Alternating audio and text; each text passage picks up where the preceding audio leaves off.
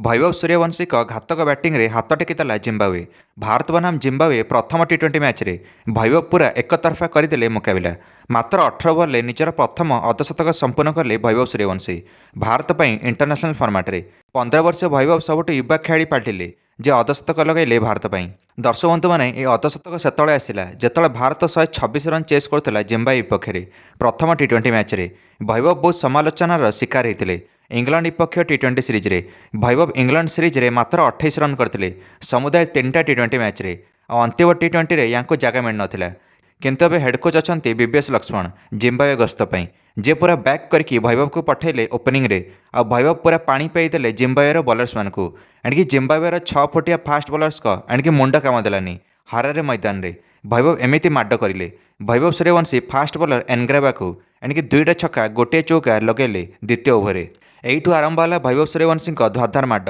वैभव देखते निजर बड़ कमबैक जिम्बावे मैदान रे। एनग्रावा को तांको प्रथम ओभर 20 रन मारिले वैभव। वैभव सूर्यवंशी साथी खेलाड़ी अभिषेक शर्मा ये बहुत ही असुविधा सामना करते और 1 रन कर आउटले। किंतु वैभव को समर्थन करने प्रचंड आकार दर्शक आसते हरारे स्पोर्ट्स क्लब रे। हाथ में पोस्टर थिला लोक मानकर वैभव 6टा छक्का मारंतु बोली समस्ते इच्छा प्रकाश करते कारण बॉलिंग तो भारतर जबरदस्त होता। एंड दर्शक बंधु मैंने 2 यादव मयंक यादव और प्रिंस यादव निजर प्रथम जिम्बावे गस्त करते और घातक बॉलिंग प्रदर्शन करें।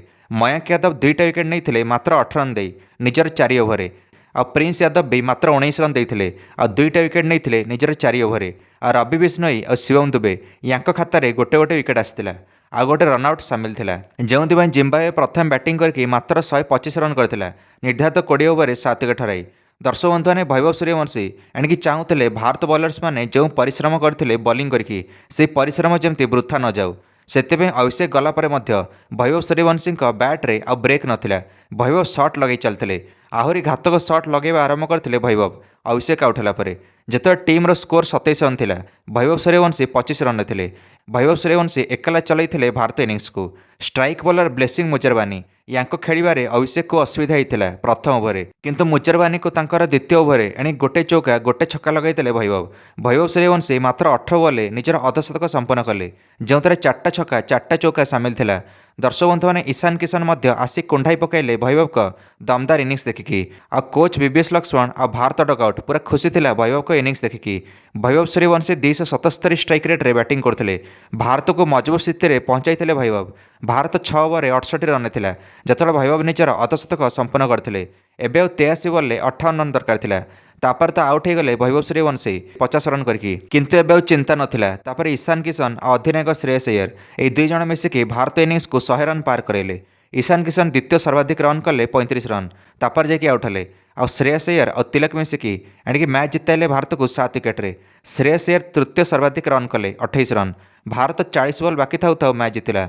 आ कोच गंभीर को अधीन में श्रेयस अय्यर सब मैच छाड़ी आसुले कैप्टेन उपरे। आ जितेबाला कोच लक्ष्मण को अधीन में आसिले आ प्रथम थर मैच जिताइले भारत को अधिनायक श्रेयस अय्यर।